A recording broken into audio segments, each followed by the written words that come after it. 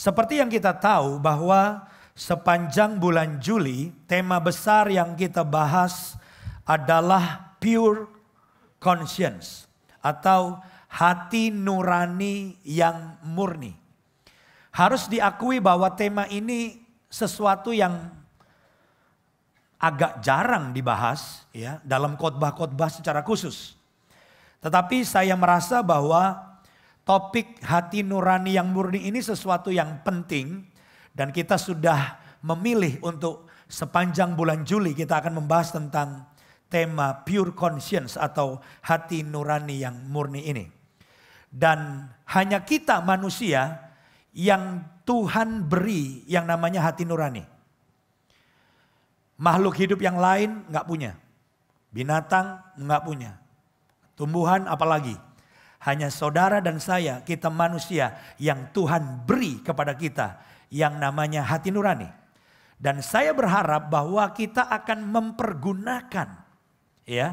Saya berharap kita akan memakai hati nurani yang Tuhan berikan itu dengan maksimal. Amin saudara. Mari kita baca sama-sama dalam Kisah Rasul pasal 24. Ayat yang ke-16. Kisah Rasul 24 ayat yang ke-16. Sebab itu aku senantiasa berusaha untuk hidup dengan apa saudara? Hati nurani yang murni di hadapan Allah dan manusia. Saudara-saudara, manusia adalah satu-satunya makhluk di dunia ini yang bisa dan memiliki pertimbangan untuk membedakan ini benar, ini benar nih. Dan ini adalah salah. Nah, yang membuat kita memiliki kemampuan untuk mempertimbangkan sesuatu itu benar dan sesuatu itu salah, itulah yang disebut dengan hati nurani. Dan Tuhan memberikan itu kepada kita supaya kita punya pertimbangan untuk bisa tahu mana yang benar dan mana yang salah. Nah, saya akan memberikan definisi tentang hati nurani. Saya ambil dari CWSB Dictionary. Apa itu definisi hati nurani? Hati nurani atau conscience adalah kemampuan jiwa yang membedakan antara benar dan salah. Dan mendorong seseorang untuk melakukan yang benar dan menghindari yang salah. Kalau boleh saya gambarkan dari pengertian ini, hati nurani itu sebenarnya bertindak seperti sebuah alarm. Sebuah alarm yang mengirim sinyal. Saya tidak tahu apakah saudara pernah punya pengalaman, tapi saya pikir semua pernah. Ketika saudara melakukan sesuatu yang salah, tiba-tiba ada suara di dalam hati kita. Stop. Jangan lakukan terus. Pernah saudara punya pengalaman seperti itu? Ada yang manggut-manggut. Ya pernah. Nah itu yang disebut dengan apa saudara? Hati nurani. Jadi hati nurani sekali lagi seperti alarm. Yang Tuhan taruh di dalam diri setiap kita. Supaya kita bisa terhindar dari kesalahan. Dan kita bisa melakukan yang benar. Nah tujuan Tuhan memberikan hati nurani adalah supaya hidup kita jauh lebih baik. Hidup kita jauh lebih berhasil. Dan hidup kita akhirnya terhindar dari hal-hal yang akan menghancurkan hidup kita. Maka Tuhan taruh yang namanya hati nurani. Nah di dalam ayat yang tadi kita baca, Rasul Paulus menyatakan kerinduannya. Rasul Paulus menyatakan kerinduannya untuk hidup dengan hati nurani yang murni. Apa artinya hidup dengan hati nurani yang murni? Artinya adalah ia berusaha selalu menggunakan hati nuraninya sebaik-baiknya. Semaksimal mungkin. Supaya bisa berkenan di hadapan Allah dan manusia. Nah saya ingin bertanya siang ini. Apakah saudara juga rindu seperti Rasul Paulus? Saya pengen menggunakan hati nurani saya dengan maksimal. Karena ini pemberian Tuhan yang penting. supaya hidup saya lebih baik. Berapa banyak saudara ingin menggunakan hati nurani pemberian Tuhan dengan maksimal? Lambaikan tangan saudara. Puji Tuhan. Jadi khotbah saya bisa saya lanjutkan saudara. Sebab penjelasan selanjutnya adalah bagaimana kita bisa menggunakan hati nurani kita dengan apa? Maksimal. Ya. Mari kita belajar bersama-sama, ada 3 hal yang harus kita lakukan supaya kita bisa menggunakan hati nurani atau conscience dengan maksimal. Yang pertama saudara-saudara, sensitize your conscience to God's word. Sensitifkan hati nurani Anda terhadap firman Tuhan. Jadi saudara-saudara, walaupun hati nurani itu punya fungsi, punya kemampuan juga untuk mempertimbangkan benar dan salah, tapi tetap hati nurani butuh firman Tuhan. Mengapa? Karena hati nurani manusia itu sudah merosot. Sejak manusia jatuh dalam dosa, maka hati nurani kita sudah tercemar. Hati nurani manusia yang sudah jatuh dalam dosa itu sudah merosot kemampuannya. Standarnya sudah merosot. Makanya perlu ditopang atau dibantu dengan firman Tuhan. Nah, firman Tuhan ini adalah standar kebenaran Tuhan. Supaya apa? Supaya hati nurani kita naik standarnya. Dan kita punya standar yang sama dengan kerinduan Tuhan, keinginan Tuhan dalam hidup kita. Di dalam Mazmur 119 ayat 9, coba kita lihat.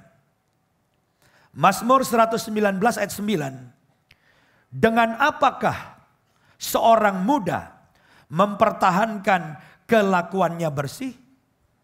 Dengan menjaganya sesuai dengan firman-Mu. Di sini dikatakan seorang muda. Firman Tuhan bilang seorang muda menjaga kelakuannya bersih. Karena anak muda dianggap lebih banyak nafsunya dibanding orang tua. Tapi jangan salah, banyak orang tua yang seperti masih muda. Nafsunya luar biasa. Keinginannya luar biasa. Nah ini kalau nggak dijaga, bahaya.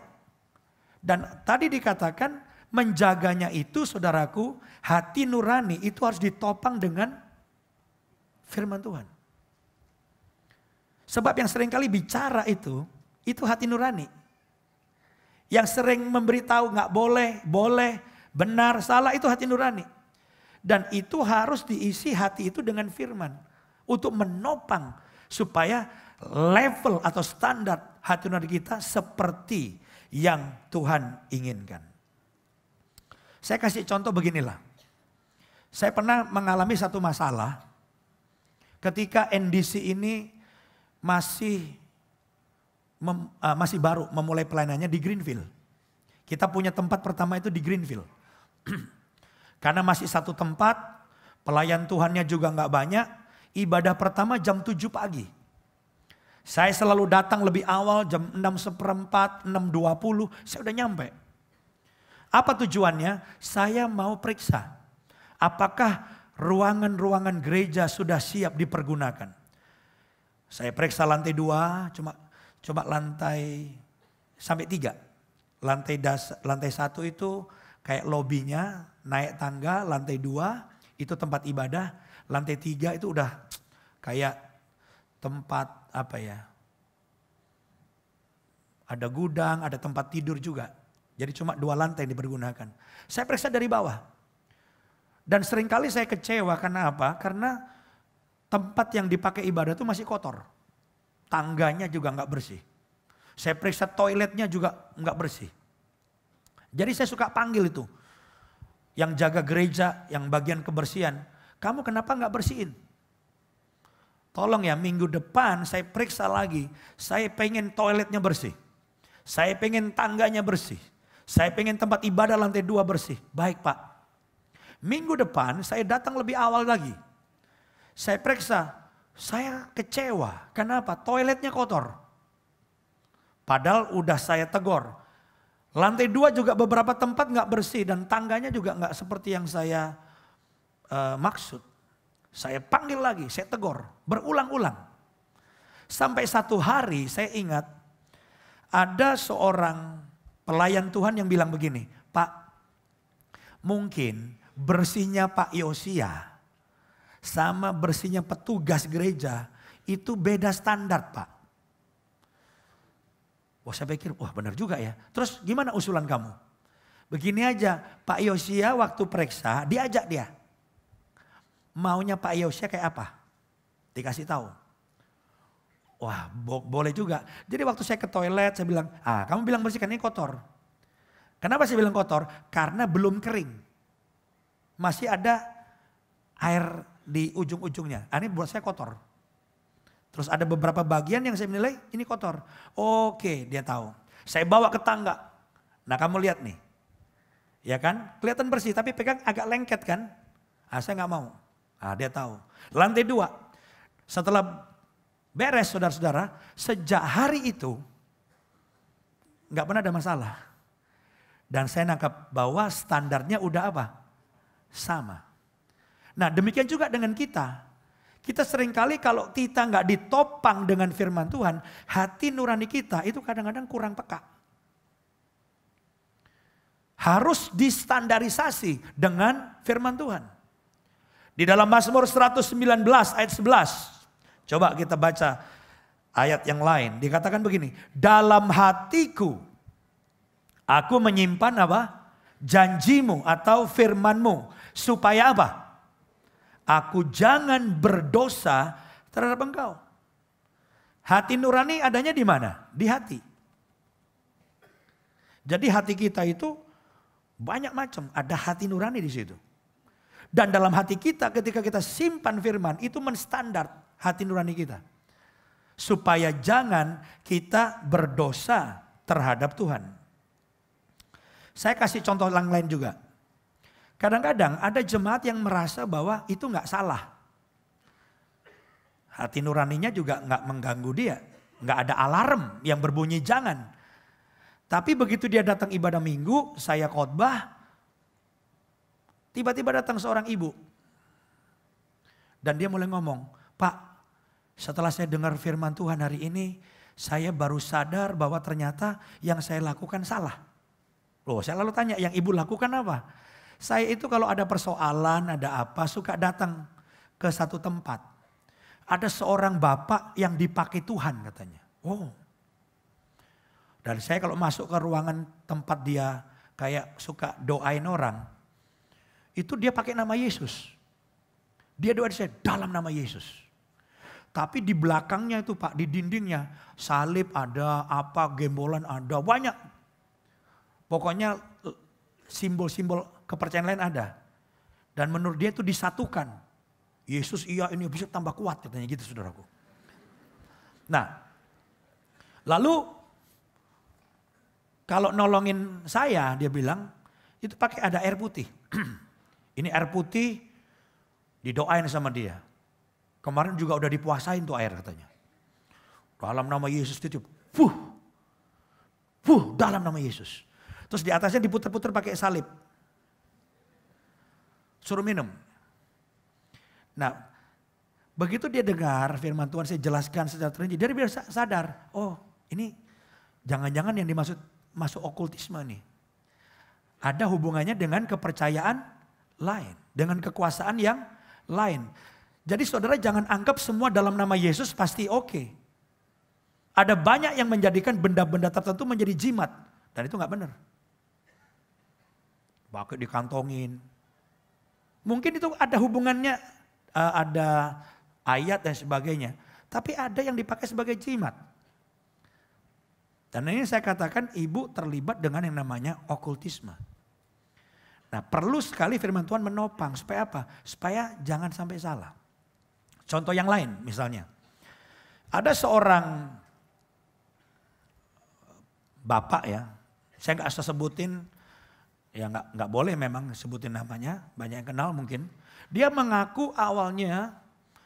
Dia sebagai orang yang sangat diberkati. Berkatnya luar biasa. Bahkan dalam 1 tahun dia bisa beli apartemen. Beli mobil baru. Dan barusan juga ketika dia mau keluar negeri jalan-jalan sekeluarga, ada orang yang datang mengantarkan berkat buat dia. Satu amplop tebel. Ini untuk uang saku katanya, untuk beli sesuatu di luar negeri jalan-jalan, dibuka dolar. Dan tentunya ini bukan soal korupsi karena nggak ada hubungan sama negara, dia juga bukan pejabat. Nah, dia merasa itu berkat Tuhan. Tapi ternyata ngobrol-ngobrol, itu orang ngasih dia, sudah karena apa? Dia itu ternyata punya sebuah posisi di sebuah perusahaan. Yang kerjaannya beli-beli sesuatu kepada perusahaan lain untuk perusahaannya. Nangkep saudara? Itu bagian apa namanya ya? Kayak gitulah, saudara lebih ngerti lah dari saya. Jadi, nah dia bilang itu berkat. Saya bilang itu bukan berkat. Saya tidak merugikan perusahaan. Karena uangnya bukan dari perusahaan. Tapi kalau menurut saya ada hubungannya dan merugikan perusahaan. Karena apa? Karena orang yang ngasih duit ke dia, pastilah dia akan perhitungkan di harga barang. Betul nggak? Betul apa betul? Iya. Dan kadang-kadang saya nggak ngerti apa dia betul kagak ngerti atau belagak kagak ngerti. Tapi ketika saya ngobrol sampaikan, akhirnya oh ya ini nggak boleh. Nah ini contoh-contoh yang banyak sih, hal-hal kecil. Ketika kita menjelaskan firman, tiba-tiba kita melihat, standarnya beda nih. Jadi intinya adalah kita harus ditopang oleh firman Tuhan. Supaya apa? Supaya standar hati nurani kita seperti yang Tuhan mau, yang Tuhan inginkan. Yang nangkap dan setuju katakan amin. Kita berikan kemuliaan bagi Tuhan. Jadi ini yang pertama, untuk bisa maksimal hati nurani kita harus ditopang oleh apa? Firman Tuhan. Sekarang yang kedua, bagaimana kita memaksimalkan hati nurani kita? Yang kedua, handle the sin when it starts. Tangani dosa ketika dimulai. Ketika dosa itu baru dimulai, maka kalau saudara mempergunakan hati nurani, itu akan bagus. Karena akan sangat sensitif sekali dan sangat kuat. Karena dosa itu ternyata tidak bisa langsung saudara melakukan sesuatu. Ada awalnya. Nah saya mau tanya sama saudara, dosa itu dimulainya dari mana? Dari pikiran, betul. Nggak mungkin ujuk-ujuk orang membunuh. Nggak ada sebab, cus gitu. Wah itu pendekar mabok saudara ya. Nggak mungkin tiba-tiba orang kemudian melakukan sesuatu, nipu dan sebagainya. Pasti dimulainya di mana? Di pikiran. Makanya banyak hamba Tuhan bilang pertempuran yang paling dahsyat itu terjadinya di mana? Di pikiran. Nah coba kita melihat dalam Yakobus pasal 1. Ayat 14 sampai 15. Yakobus pasal 1 ayat 14 sampai 15. Tetapi tiap-tiap orang dicobai oleh keinginannya sendiri. Karena ia diseret dan dipikat olehnya. Dan apabila keinginan itu telah dibuahi, ia melahirkan dosa. Dan apabila dosa itu sudah matang, ia melahirkan apa? Maut. Jadi di sini ada runtutan peristiwanya. Pertamanya itu keinginan. Prosesnya kita nggak usah itu panjang lebar dijelaskannya, tapi pasti dimulai dari pikiran dulu. Nah dari pikiran itu saudaraku terus kemudian menjadi perbuatan. Kalau sudah menjadi perbuatan itu yang disebut dengan melahirkan dosa. Dan kalau perbuatan udah jadi perbuatan nggak dicegah juga, dilakukan terus. Dikatakan menjadi apa tadi? Dosa itu menjadi apa? Matang dulu. Dan terusnya ujungnya adalah apa? Maut, kebinasaan. Makanya penting sekali saudaraku kita mencegahnya waktu masih dalam bentuk pikiran dan keinginan. Itu peperangannya. Begitu hati nurani mengeluarkan sinyal, stop. Saya mengharapkan dan Tuhan mengharapkan, saudara langsung stop. Nah kalau ini jebol juga, akhirnya menjadi tindakan dosa. Dan begitu terjadi, itu juga harus segera berhenti. Kalau itu pun juga gagal, bikin lagi. Dosa itu menjadi apa tadi? Matang. Kalau udah matang, repot. Karena hati nurani itu tambah tidak maksimal.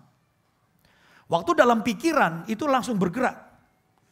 Hati nurani langsung bekerja, kalau bisa menang itu langsung selesai. Tapi kalau tuh akhirnya jatuh dalam dosa, harus segera juga hati nurani bekerja. Stop, kamu udah dosa nih. Lakukan lagi, stop. Lakukan lagi, stop. Lakukan lagi, stop. Lakukan lagi, terserah. Nah, itu dikatakan dosa itu menjadi matang dan melahirkan maut. Jangan berpikir bahwa jika kita tidak melakukan dosa, perbuatan dosa, itu berarti kita baik-baik saja. Belum tentu. Jangan saudara pikir yang duduk di gereja ini semuanya kelihatan oke saja, semua baik-baik saja. Belum tentu. Kenapa? Karena dosa itu diawali di mana? Di pikiran. Jangan-jangan kita belum melakukannya karena apa? Belum ada kesempatan. Jangan salah loh, ketika suami istri bareng terus, oke. Tapi jangan salah, bisa dalam pikiran ada sesuatu. Belum ada kesempatan. Begitu pergi sendiri 10 hari, tegang semua lihatnya. Tiba-tiba ada apa? Kesempatan. Nah, makanya kita harus benar-benar berhati-hati dengan pikiran kita. Orang yang kelihatannya nggak pernah ngambil duit atau ngambil barang, itu bukan karena benar-benar dia jujur, belum tentu. Jangan-jangan di pikirannya udah banyak ide. Tapi butuh apa? Kesempatan. Saudara tahu ketika kota New York, Amerika, saya lupa tahunnya tahun berapa. Dalam satu kesempatan New York mati lampu seluruh New York 5 menit. Saya lupa penyebabnya apa. Ini tahun berapa juga saya lupa. Yang saya ingat adalah begini. Ketika New York lampunya seluruh New York mati 5 menit malam itu. Begitu nyala lagi dilaporkan terjadi ribuan kejahatan. Ribuan kejahatan. Artinya apa? Orang pikirannya udah banyak yang mikir jahat, cuman belum ada kesempatan. Saya nggak tahu kalau kita duduk semua di sini ya, tiba-tiba lampu mati 1 jam. Bukan sini, yang di sono, saudaraku. Tiba-tiba ada laporan, tas hilang, handphone hilang. Karena kadang-kadang butuh kesempatan. Jadi kita mungkin saja 1000 kali lebih buruk dibandingkan yang di luar kita. Itu sebabnya kita harus menangani dosa dengan secepat-cepatnya. Makin awal di awal makin bagus. Tapi kalau begitu saudara jatuh dalam dosa, segera juga diselesaikan. Jangan sampai jadi matang. Sampai akhirnya suara itu makin menurun. Kita juga membutuhkan selain firman Tuhan, hati nurani juga membutuhkan yang namanya kuasa Roh Kudus. Makanya anak Tuhan juga harus intim dengan Roh Kudus. Intim dengan firman, intim dengan Roh Kudus. Itu yang membuat hati nurani itu kuat, strong. Ya. Nah, namun kalau saudara dalam kondisi sudah jatuh dalam dosa, ini juga tidak bisa dibiarkan. Kita harus segera menyelesaikannya, saya katakan tadi. Segera minta ampun agar hati nurani kita tidak tumpul. Sebab lama-lama akhirnya hati nurani kita bisa mengeras atau tumpul. 1 Yohanes pasal 1 ayat 9. Coba kita lihat. 1 Yohanes 1 ayat 9. Jika kita mengaku dosa kita, maka ia adalah setia dan adil Sehingga ia akan mengampuni segala dosa kita. Dan ini juga penting, menyucikan kita dari segala kejahatan. Jadi kalau kita jatuh dalam dosa, kita diminta untuk segera ngaku.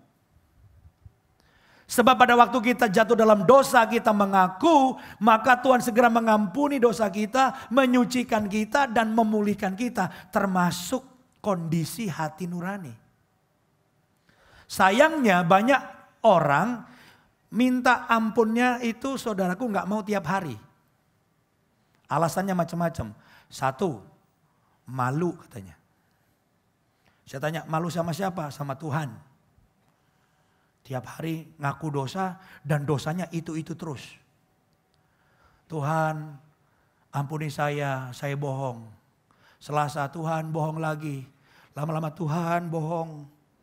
Kenapa? Karena ngaku dosa, dosanya yang sama. Ada juga yang kedua, kenapa nggak mau langsung ngaku dosa? Karena tidak efisien. Jadi ada orang ngaku dosa itu mingguan. Ada juga yang ngaku dosa bulanan. Ada juga yang ngaku dosa tahunan. Tiap Natal doang, ampuni dosaku tahun ini Tuhan. Yang mana semuanya dari 1 Januari sampai 25 Desember. Saya beritahu ada bahayanya enggak? Ada. Kenapa? Itu tadi. Kalau saudara Senin bikin dosa. Senin malam langsung minta ampun. Tuhan ampuni saya. Dosa saya sucikan dalam darah-Mu. Pulihkan hati saya. Pulihkan hati nurani saya. Itu langsung pulih. Tapi kalau Senin, saya nggak mau tiap hari. Mingguan aja. Minggunya minta ampun di gereja sekalian. Ya itu tadi saya bilang. Selasa bikin dosa lagi. Rebo bikin dosa lagi. Kemis bikin salah lagi. Itu lama-lama menurun nggak hati nuraninya? Nurun. Apalagi yang bulanan. Senin ada niat ngaku dosa. Tapi Selasa menurun, Rebo nurun. Begitu sampai Sabtu, malah dia nggak mau ngaku dosa. Setelah saya renung-renungkan, di mana letak salah saya? Coba. Misalnya dosa ngambil suami orang lagi, apa namanya itu? Pelakor. Waktu Senin jadi pelakor, saudara. Berasa hati nurani kenceng masih suaranya. Tapi enggak. Selasa bikin lagi, ngapain? Ntar aja Sabtu. Itu menurun. Begitu sampai Sabtu, salah saya di mana? Memang hidup ini perjuangan. Dan persaingan yang harus kita menangkan. Jadi tiba-tiba bahayanya saudaraku. Orang yang tidak menangani dosa secepatnya tambah lama, tambah tumpul. Akhirnya jadi kebal, bebal, tebal, dan bal-bal yang lain. Akhirnya kita sampai satu kondisi di mana kita bikin salah, hati nurani kita udah kebal. Makanya kita jangan menghakimi orang. Banyak orang perhatikan kalau lagi doa di gereja ya. Ada tuh orang suka nggak berdoa. Dia kayak jadi pengamat, dia lihat orang. Terus kalau udah bilang, ini tiap minggu nangis. Ini tiap minggu di khotbah nangis. Terus dosanya pasti banyak. Kenapa? Iya, kalau orang dosanya banyak, di khotbahin apa aja, kena terus dia kan. Nangka gak maksudnya? Kalau orang dosanya A sampai Z, di khotbahin apa aja kena terus. Makanya tiap minggu dia nangis katanya. Kenapa sih lu nangis? Iya tuh, itu pendeta tadi khotbah, itu dosa saya tuh. Saya mau bertobat. Sebelah dia nangis juga. Lalu kenapa lu nangis? Sama, dia juga merasa khotbahnya buat dia mau bertobat. Yang tengah, tiap dengar khotbah, senyum-senyum terus. Jangan saudara pikir yang tengah paling baik loh. Kalau saudara atau kita dengar khotbah masih bisa tersinggung, puji Tuhan walaupun tetap jelek. Puji Tuhan. Kalau kita dengar khotbah yang keras masih kita berasa, aku mau berubah. Itu hati nuraninya masih ada sisa-sisa kepekaan tuh. Tapi kalau orang udah dikotbahin apa saja senyum-senyum. Ini pembunuh berdarah dingin nih. Senyum-senyum terus nih. Dikotbahin apa saja enggak pernah kena. Dari disindir enggak kena. Diserempet enggak kena. Sampai ditabrak tengahnya enggak kena. Wah itu cilaka itu saudara. Jadi hari ini kalau ada saudara yang berpikir gini. Iya ya kok suara itu udah lama enggak muncul ya. Dulu aku melakukan ini muncul. Itu nggak boleh. Tahun yang lalu masih ada pelan. Tapi sekarang udah hilang. Aku bikin apa aja nggak apa-apa tuh. Nah mungkin hari ini kita perlu merenungkan. Jangan-jangan kita menangani dosa bukan di awal tapi udah di ujung. Ingat kita bisa maksimal mempergunakan hati nurani kita. Kalau kita menangani dosa sejak di awal. Tanganilah segera. Dalam pikiran, menangkan peperangan dalam ini pikiran. Kalau kita jatuh dalam dosa, bereskan harian, jangan mingguan. Bulanan, apalagi tahunan. Karena itu mematikan kita. Karena tiba-tiba suara hati atau hati nurani tidak lagi berbicara kepada kita. Dan ini bahaya besar. Dan saya berdoa supaya setiap kita mendengar hati nurani berbicara. Yang setuju katakan amin. Berikan kemuliaan bagi Tuhan. Haleluya. Yang ketiga, yang terakhir. Bagaimana kita menggunakan hati nurani dengan maksimal. Courage to follow your conscience. Berani untuk mengikuti hati nurani Anda. Sebab walaupun kita mendengar hati nurani. Kalau kita kemudian gak berani mengikutinya, gak ada gunanya. Kalau saudara mendengar hati nurani berbicara, apalagi hati nurani itu berbicara dengan topangan dari firman Tuhan dan dorongan kuasa Roh Kudus. Wah, itu harus didengerin. Itu yang orang karismatik sering bilang Tuhan bicara. Saudara sering gak dengar orang bilang Tuhan bicara. Tuhan bicara itu saudaraku bisa jadi memang Tuhan bicara. Saya gak bilang Tuhan gak bisa bicara. Tuhan masih berbicara. Tapi jangan salah. Tidak semua suara yang keluar dalam hati saudara itu Tuhan. Bisa jadi itu juga apa? Hati nurani. Dan kalau hati nurani kita ditopang oleh firman Tuhan, standarnya udah ada penyesuaian tadi. Dan dengan kuasa Roh Kudus, itu kadang-kadang kencengnya kayak suara Tuhan. Tapi saya tidak sedang berbicara tentang suara Tuhan, saya sedang berbicara hati nurani. Kenapa? Karena sebenarnya yang banyak orang bicara, Tuhan bicara, itu sebenarnya kalau menurut saya, itu hati nurani. Kecuali sifatnya nubuatan. Kalau ada suara, minggu depan ada hujan emas di Jakarta. Dan ternyata kejadian, itu suara Tuhan. Karena sifatnya nubuatan. Tapi kalau sifatnya hal-hal yang menasehati, yang membuat saudara dari firman Tuhan, itu bisa jadi hati nurani. Dan saudara harus bisa membedakan. Bisa juga suara setan, tergantung suaranya. Kalau suaranya, ambil uang yang bukan milikmu, itu pasti setan. Nah perhatikan Roma 13 ayat 5. Roma 13 ayat 5 berkata begini. Sebab itu perlu kita menaklukkan diri. Menaklukkan diri atau kita mentaati gitu maksudnya. Bukan saja oleh karena kemurkaan Allah. Bukan saja takut hukuman Allah. Tetapi juga oleh karena, baca sama-sama, oleh karena apa? Suara hati kita. Suara hati kita itu apa? Hati nurani. Jadi kita itu saudaraku harus juga mentaati hati nurani. Karena kalau kita dipenuhi dengan firman dan ditopang Roh Kudus, hati nuranimu itu punya standar firman Tuhan.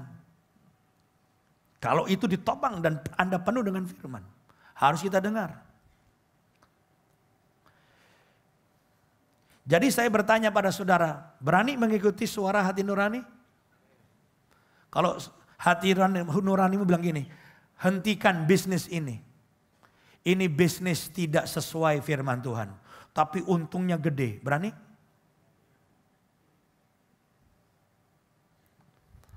Hentikan ini, apalagi Piala Dunia. Yang bandar-bandar judi untungnya gede. Siapa bandarnya? Anak Tuhan banyak. Yang taruhan anak Tuhan lebih banyak. Kalau tiba-tiba hati nurani berkata, stop jadi bandar judi. Bola. Berani? Untungnya gede.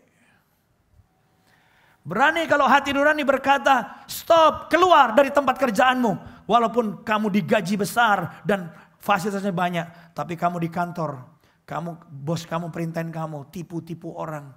Robah data orang, manipulasi. Anda gajinya gede. Tapi hati nuranimu bicara keluar. Berani keluar? Nggak jelas. Berani apa kagak? Berani kalau hati berkata, putuskan hubungan. Yang tidak benar ini. Saya nggak tahu hubungan apa, nggak benar. Atau yang lagi pacaran. Pacaran sama yang gak seiman, malah gak hormat sama Tuhan, gak mau yang urusan-urusan gereja, benci. Putuskan. Tapi anak konglomerat, ganteng, mobilnya, Senin merah, Selasa biru, Rebo kuning, penyewaan mobil. Berani? Kan banyak kalau kita tegur. Cari yang seiman. Tapi dia gimana Pak? Keren, ganteng, kaya, anak konglomerat. Seiman. Iya Pak, ini juga dalam rangka penginjilan katanya. Penginjilan. Kalau penginjilan, jangan dicampur dengan pacaran. Injili dulu dan menangkan. Udah dimenangkan baru dipacarin. Jangan dipacarin sambil penginjilan. Ngomongnya saya tarik Pak, saya tarik. Saya tarik bukan dia yang maju, kita yang maju. Saya tarik Pak, saya tarik Pak, saya tarik. Kita yang masuk jurang. Saya tarik, kita yang ketarik. Sebuah quotes bilang begini. Kesadaran akan sesuatu yang benar tidak cukup tanpa kita mau mengikutinya. Saudara tahu itu benar. Hati nuranimu juga bilang, kamu harus melakukan ini, tapi kita nggak pernah mau mengikutinya, nggak ada gunanya. Dibutuhkan keberanian, makanya orang-orang seperti Martin Luther yang nempelin 95 dalil tahun 1517 yang memicu gerakan Protestan di seluruh dunia, akhirnya gereja Protestan ada. Itu gak gampang mempertahankan kebenaran yang dia percaya. Dan hati nuraninya. Dan firman Tuhan yang dia pegang. Dia dipanggil di sidang. Dipanggil kaisar 2 kali. Dalam sidang yang resmi. Pemimpin-pemimpin gereja. Pemimpin politik juga terlibat. Untuk Martin Luther mencabut 95 dalil. Tapi Martin Luther berkata, aku gak bisa mengingkari firman Tuhan dan hati nuraniku. Akhirnya keputusan dari Paus adalah apa? Martin Luther dikucilkan. Itu harga yang harus dia bayar, tapi dia punya keberanian. Dan saudara perlu tahu bahwa hati nurani sebagai alarm Tuhan taruh dalam diri kita. Pasti tujuan Tuhan untuk menyelamatkan kita dari bahaya. Untuk menolong kita dari kecelakaan. Untuk membuat hidup kita terhindar dari kehancuran. Kalau kita mau mengikuti alarm yang Tuhan berikan. Saya tutup firman Tuhan ini dengan satu cerita. Pada tahun 1984, sebuah pesawat Spanyol 707 Avianca Airlines itu jatuh, saudaraku. Setelah pesawat ini menabrak gunung.